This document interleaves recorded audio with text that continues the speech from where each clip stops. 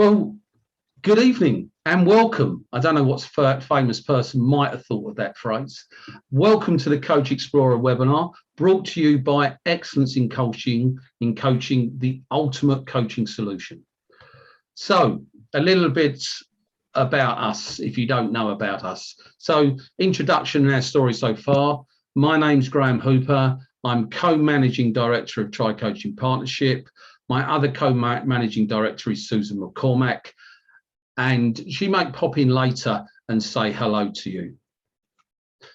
So, our story, where we started from Try Coaching Partnership was that wish to make a difference to road safety, make a difference to driving instructors, make a difference in general to people's lives. That's what we wanted to do. And we started that. Sorry, okay. We started that because with the end in mind. So we had a plan for our journey to become the #1 provider of continuing professional development to the ADI industry, and also to bring coaching to a forefront in general for everyone. And that's what we started with, and that's what we've been working towards for well over the last decade. What has been required? Well, the usual stuff: hard work, perseverance, endurance, failure, success, more failure, more success. You know the stuff when you're in business. There's nothing special. It just requires endeavor, really. Our clients. What can I say about our clients? Fantastic. We've had thousands of clients on our journey, and our clients really have made Try Coaching Partnership Limited who we are. They've supported us, they've given us testimonials, hundreds of testimonials, which we've used to promote our services. Our influencers, when we started, I suppose, around the coaching journey, was a guy called Dr. Jonathan Passmore. He was my lecturer or senior lecturer at the University of East London when I was studying evidence-based coaching, and also Dr. Christian van Nieuwenburg as well. Other influencers was Dr. Lisa Dawn. She had a great influence on Try Coaching Partnership, and we still work occasionally in partnership. And Susan McCormack studied alongside Lisa Dawn and got a master's at Cranfield University. So the next stage, well, the next stage is all about you. So tonight's agenda, the debate. I want to put the great debate, but I'll put the debate. Yeah. I need you to sit, because not everyone on here may be driving instructors. Some people will be members of the general public. Some people will be other coaches. So you need to sit wherever you sit when I give this presentation. So if you're a coach, directive coaching versus non-directive coaching. If you're just maybe a parent, you know, telling versus asking. Or as an instructor, instructor-led versus client-led. I need you to walk in your shoes during this debate and place what I say in your world, because it's different for everybody. So let's start off with how people learn and the assumptions we probably make. Now, everything I say is generalistic because you're all individual, everyone's different, but I'm going to just take this as a general view of how people learn. So our assumptions on how people learn are that they learn best from being taught and advised. This is what happened at school generally for us. Sharing knowledge, passing that knowledge on. Observing someone and then giving feedback on what they've done.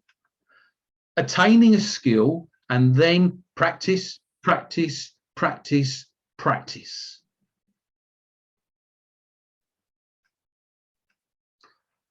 So let's have a look at the directive teacher, trainer, coach, and the sort of person that they are. They have a belief that they need to impart knowledge and transfer their experiences. You may know these people. They are an authority and hold a moral position. They are a fit and proper person. They believe that people need to be guided, motivated, and instructed. They protect their clients from failure. In fact, failure, if their clients fail, they take it really, really badly. They have the right answers. Whatever the question is, the directive coach will have the right answers for their client. And I suppose they can exercise their authority and provide external motivational resources. So in terms of exercise their authority, I suppose myself as a fellow of the International Authority of Professional Coaches and Mentors could exercise my authority as a coach. I could provide external motivational resources when coaching someone by going, well, watch this TED video. So everything's coming from me. A directive coach has an assertive character. They are full of energy. They believe they know what's best for you, the client. They're great motivators. They inspire, they lead, they fire people up. They can enable people to do better than they ever thought they could. And they do. A directive coach knows what you need, not necessarily what you want. They know what you need. They can see and sense things about you. They have intuition. They can, though, give stinging criticism, but that can be motivational. And what I mean by that is, well, let's have a look. Why are we used to this way? So I'm going to give some examples. Yeah, sports coaches are often this way. Now, some of you in the room may be old enough to remember these characters, Brian Clough and Alex Ferguson. Now, Brian Clough, he was a manager of Nottingham Forest and Derby County, and just do what I say, young man. And Alex Ferguson, well known for giving the hairdryer treatment to his players in the dressing room. Yeah, they were sports coaches, but they were very direct sports coaches, but great and huge motivators. And it gets validated because they've won trophies. And that's what makes it validated.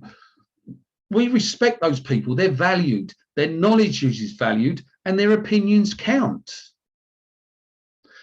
Brian Clough, I remember being on Parkinson. He was great value, great entertainment. He was great to listen to. Alex Ferguson, I'd go and pay to listen to a speech by Alex Ferguson. He's won it all in terms of football, but it's just the fact that it's beyond football. It's about man management and motivation.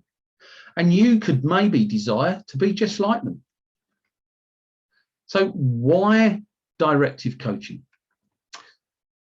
They have strong viewpoints with a belief that they are correct. They coach from their perspective, the way that they see the world. And it's the world through their eyes. And they help you walk in that world. They observe you perform and are honest and tell you what they think, good or bad, and how to do it better. They are experts in their subjects. They know their stuff. They're very, very knowledgeable. They drive the dialogue. They drive the discussion. They lead it, and they drive the training. They set the training up every week. Directive coaching comes from the coach and flows to you, the coachee. So the whole process is led by the coach, and they probably have a coaching program that they work their way through. Directive coaches, they give their messages with the idea that it is helpful. They share their knowledge, their perspective, their opinions, their observations. And we respect that because they would have gained huge experience to pass on their knowledge, their perspective, their opinions, and their observations. We respect that. They, though, disregard the client's views and don't get them to reflect on their own performance. And communication is often a one-way street. Do as I say. It will work. You do what I say, it will work, guaranteed. Follow what I say to the letter of the law.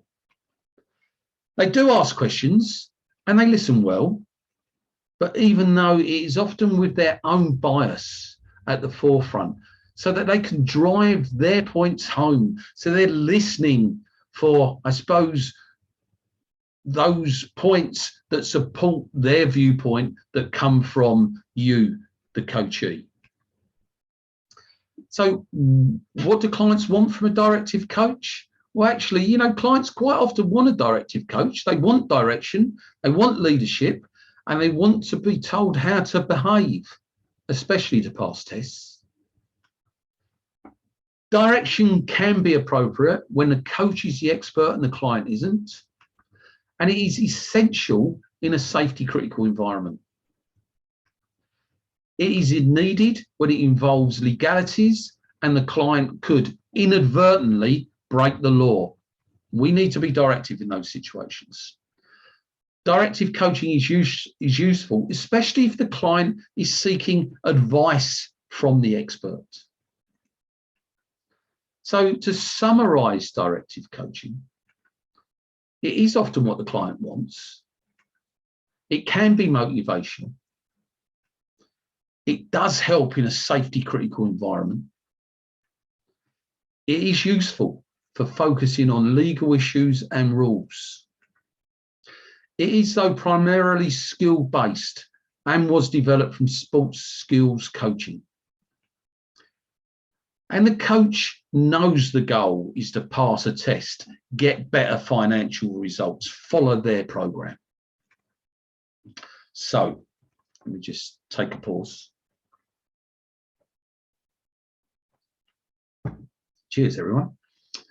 Okay, non-directive coaches. They have a fundamental belief that people are equal. Learning comes from within, and it is critical to coach the person, not the problem. I think the one at the bottom is really, really important, because otherwise we end up with a fault-focused approach rather than a goal-focused approach. So I'm going to call them NDCs, non-directive coaches. No, they can never fully understand another person or the situation. I can have no idea what everybody watching this PowerPoint presentation is thinking or feeling. I can guess, but that's at best. I have no idea, and I don't want to start thinking about it. Non-directive coaches may give highly qualified suggestions, but these are based on their insights into the client. The client must weigh up independently their own pros and cons and be able to reach a decision for themselves. So when this is happening, the pros have to outweigh the cons for there to be a change, often in behaviour. So, and it's up to the non-directive coach not to lead, but to bring all the pros and cons out so that the client can make up their mind for themselves. This is the challenge. Non-directive coaches show considerable restraint, especially when they are pretty sure they know the answer and don't tell the client what to do. So they know the answer and are still not going to tell the client what to do. Unless, of course, it's safety critical. They have great patience and believe that their client is smart, creative, and switched on. In the world of social media, sometimes, unfortunately, in private groups, I quite often see coaches and instructors actually slagging off their clients, which I think is a really poor show. You can't, if you're doing that, you can't have an equal relationship with your client. You can't have unconditional positive regard, which is really, really important if you're going to coach. Non-directive coaches believe The client will find the right path with support, subtle guidance, and will discover and evaluate alternatives for themselves. If they will learn to work it out for themselves. And what non-directive coaches do is help others help themselves. There are fewer recognised role models in general than directive coaches, but good examples are Timothy Galway, The Inner Game of Tennis, probably the best coaching book I've ever read. Fantastic. And Sir John Whitmore, who really helped us in Try Coaching Partnership to get, so should I say, our show on the road. Unfortunately, John is now dead, but he was an inspiration to us, and he really helped us so much. He even came and watched me and Sue deliver courses in Coventry and guided us, which was really, really, really helpful. He's author of a great book called Coaching for Performance. Non-directive coaches choose to work with subtlety and near invisibility, as their influence is about their clients making choices. It's not about the coach. A coach who chooses this way of being non-directive will ask probing questions, invites the client's perspective, listens, and counsels. They're not a counsellor, but they will counsel by helping the client explore issues and generate their own solutions. They ensure the client accepts ownership for their discoveries, their problem solving, and their skill building processes, because that's what we're doing. We're developing the person. They are learning to problem solve and to build their skills for themselves, because that becomes lifelong learning. Clients are invited to set their own standards of performance. And when I say their own standards of performance, that is not test criteria. That's their own standards of performance when they may be training. They're going to set the performance standard that they're looking to achieve. The client is encouraged to find their own intrinsic motivation to enable them to stretch themselves beyond the minimum standard. So we know that there's two main forms of motivation. We've got extrinsic motivation, which comes from the outside. So a directive coach would be full of extrinsic motivation, full of trying to help that person motivate themselves. But we know that if people can find motivation for themselves, it's far more powerful. It works. People like to do things for themselves. And what that does is help them grow beyond the standard that we've coached or trained them to. The client finds ways to solve their problems so they can develop the courage to work in the unknown or by themselves. So what that is basically saying is that when your coachee or your client leaves you, they have worked out how to work things out for themselves. They're no longer living in fear of whatever the situation was that was causing them maybe to be coached in the first phase. They've also may have discovered a solution for their behavioural change.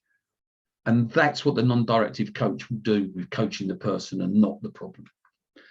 Self-evaluation techniques are developed to become a life skill. So that's just ongoing process, that ability to reflect on your own performance, on what you're doing, to find out what you did well, what you didn't do well, how you could constantly improve, because we're all seeking that. You know, the belief in individual freedom and self-actualization. Self-actualization is really the goal to be as good as you can be, to be the best version of yourself. It gives you purpose. It's a reason to get out of bed in the morning. Well, if you need a reason anyway. A non-directive coach has skills, asks questions, listens, and has the ability to hold themselves back. Their questions go beyond seeking factual information. So when I say goes beyond seeking factual information, they ask questions, you know, the standard response, I don't know.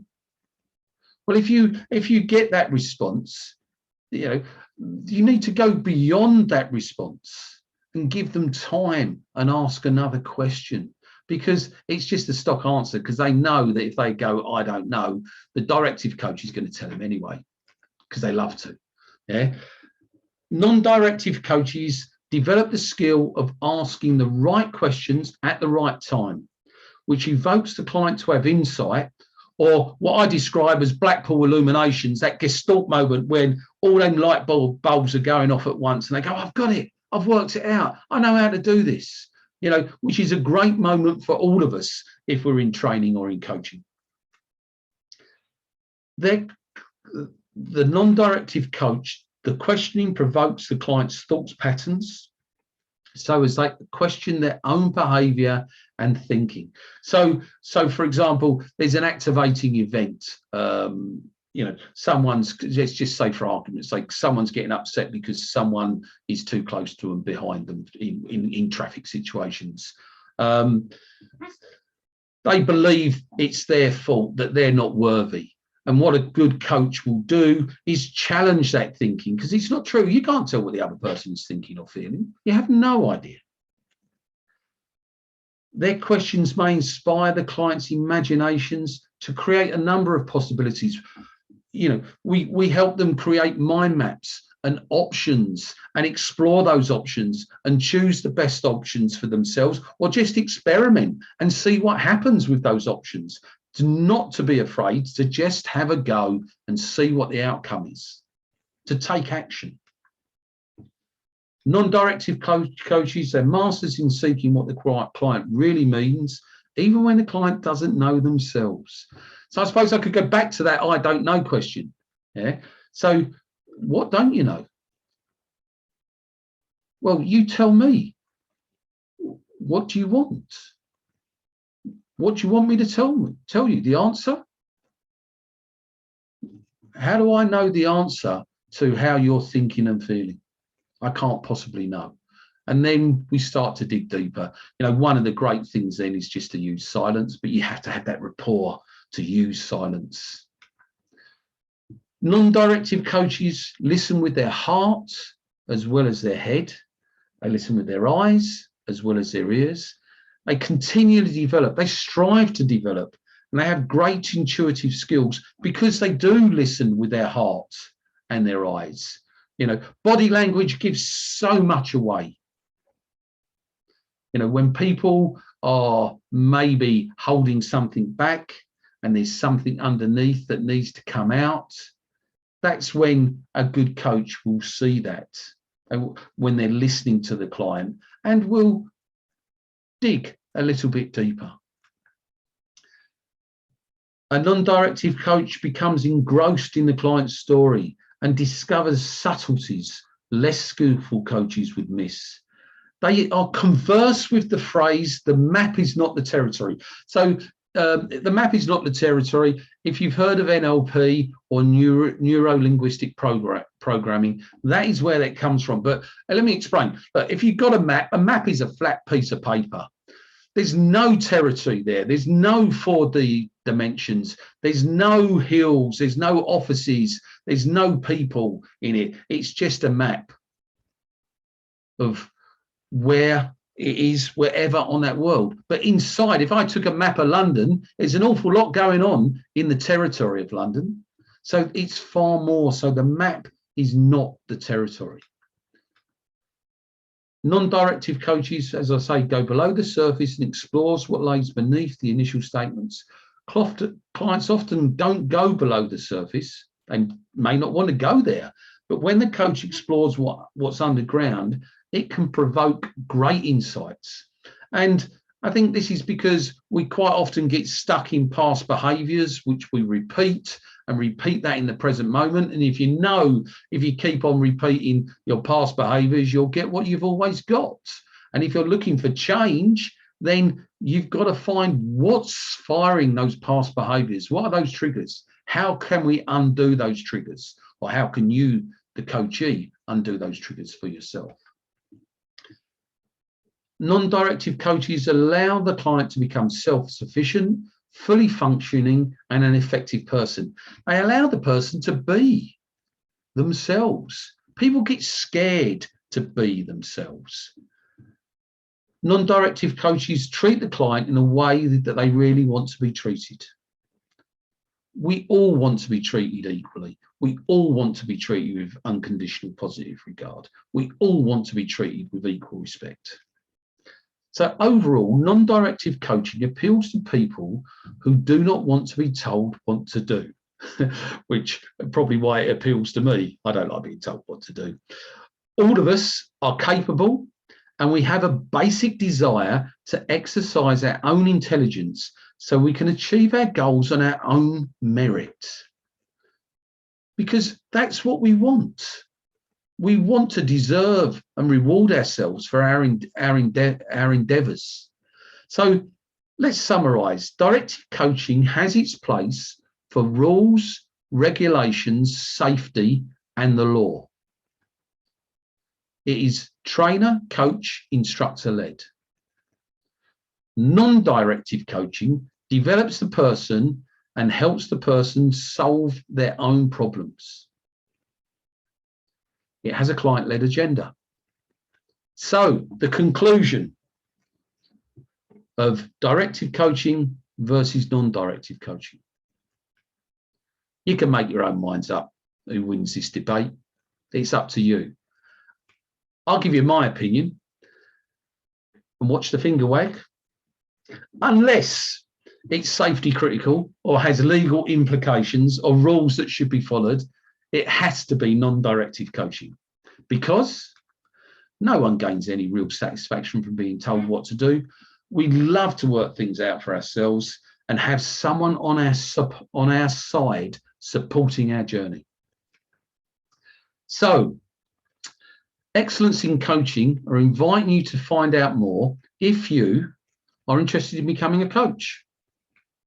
If you want to learn more, or maybe considering another revenue stream, want to be able to work from home or anywhere, like helping people, enjoy continual professional self-development, are looking for an opportunity in 2022, want an accredited coaching course, because our Level 5 Excellence in Coaching course is accredited by the International Authority for Professional Coaches and Mentors, and want to know more. So if you want to know more, what you can do is you can book a discovery call. You'll receive an email with the details of how to do this. You'll get my contact details. There are limited spaces on these discovery calls. They are one-to-one. Plus you get a special offer. How could you refuse? And also look out for our coach taster sessions, because Susan McCormack will be delivering some free coach taster sessions, which you might well be interested in. So look out for them in our emails. Our websites and social media for CoachX is www.coachx.co.uk. We have a Coaching Excellence Facebook group, and we have a Coaching Excellence Facebook page, which if you would like to come and like that, that would be appreciated. You will be getting this PowerPoint delivered to you. So I just want to tell you about some of the recent testimonials that we've had from our Excellence in Coaching program. So I'm going to read these out to you. I would like to let people know what a great course this is. I feel sad when I think about not attending it anymore. I've learned so much already, more than I realised I would. If you've got an inkling about wanting to develop yourself as a coach, then I can highly recommend this course. I can see it help me just in everyday situations at home and work already. That's from Susie Cocaine. Attending this course has been a game changer for me, delving deeper than I've ever been before into the power of coaching and the knowledge and skills required to help coaching clients unlock their growth potential. I highly recommend this course for those with a real interest in coaching for a living or developing their current coaching skills up a number of levels. Ray Seagrave, who was here tonight somewhere. Wow, what a decision I made to sign up for the Excellence in Coaching course with Try Coaching. It has surpassed all my expectations, fueled my desire to become an accredited coach even more, and ignited my thirst for learning. The confidence gained already excites me. I feel I'm on the post to unlocking my potential as a certified coach. recommend to everyone, total value for money. Oh, Neil Whiteman, he's here as well. You think I might have paid these people, but I haven't, I can assure you. Yeah. The course has filled me with excitement and energy, coupled with a self-belief that I can go for my goals and dreams and help people to achieve theirs too. This brings me so much joy. Samantha Taylor. Simply a brilliant course for the budding coach. If you want to take your coaching to the next level, actually a few levels, this is ideal. Can't say enough great things about it. 10 out of 10. Terry left Terry. So as a thank you for turning up, we will be sending you a series of coaching articles that will inform you about becoming a coach and the skills and knowledge required. So thank you for attending. I hope you got an insight into the difference between directive coaching and non-directive coaching. And I'm going to be taking questions if anyone has some once I've stopped this PowerPoint. So thank you very much. Actually, I might have some more. Hang on a sec. I've got